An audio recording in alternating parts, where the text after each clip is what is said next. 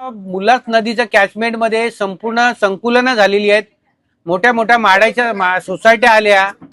Khandala station पासून जो पाणी येतो त्या कॅचमेंट मध्ये उल्हास नदीच्या, त्यात कर्जत आलं, भिवपुरी आलं, वांगणी आलं, नेरळ आलं आणि बदलापूर आलं.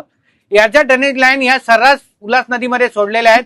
आणि नवीन प्रकल्प पण आता जो नालिंबीवर फिल्टर स्टेशन बांधला जातोय, पंप हाऊस बांधला जातोय, तो पुढची ही गटरगंगा आहे उल्हास नदी पुढच्या 5 वर्षामध्ये. म्हणजे आम्हाला मलमूत्र देताय का पाजायला तुम्ही 400, 450 कोटी रुपये घालून.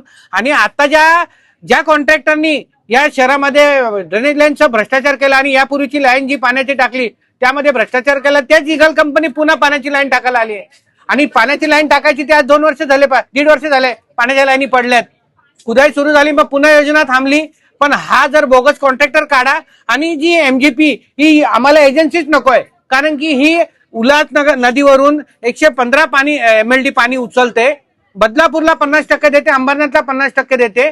मग अंबरनाथला आलेलं 50% पाणी जातं कुठे? सर्वोदयनगरच्या पट्ट्यामध्ये एक टँकर लॉबी आहे, त्याला दररोज 40 टँकर पाणी विकतो. आणि एक अंबरनाथ पश्चिमेमधला जो आहे या टाकीच्या परिसरात, तो तो पण 30 ते 35 टँकर पाणी एका बोरवेल मधून काढतो. मग तिथे चौकशी व्हावी, तिथून पाणी येतो कसं त्या बोरवेल मध्ये. प्रत्येक बोरवेल या टँकर लॉबीने 3-3, 4-4, 5-5 इंचाचे टॅपिंग ठोकलेले आहेत. सरदारनगरला 3-3 इंचाच्या मला 8 का 9 टॅप ठोकलेले आहेत. आणि तो डायरेक्ट पाणी जातोय.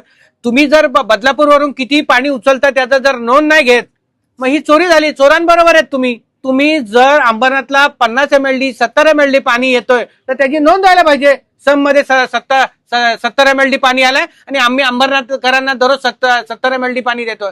मग अशी नोंद का नाही? तुम्ही मीटर न लावता, अंबरनाथ महाराष्ट्रातलं हे उदाहरण आहे चोरीचं, का मीटर न लावता पाणी उचललं जातं आणि मीटर न लावता पाणी दिलं जातं. मग ही चोरी केली जाते सर्रासपणे आणि अंबरनाथ शहराला वेठीस धरलाय. पुन्हा हा कॉन्ट्रॅक्टर आणून पुन्हा 450 कोटीची योजना त्या चोराच्या हातात दिली आहे. तर अंबरनाथ मध्ये पुन्हा म्हणजे 100% नद्या भरलेल्या आहेत, तलाव भरलेले आहेत, आंध्र डॅम भरलेला आहे, उल्हास नदी भरलेली आहे, बारवी डॅम भरलेला आहे. आणि आज पावसाचं पाणी सुद्धा आपल्याला देऊ शकत नाही. डॅम तर 100% भरून रिझर्व आहेत आणि आपल्याला पावसाचं पाणी सुद्धा उचलून देऊ शकत नाही. म्हणजे कुठेतरी चोरी आहे ना.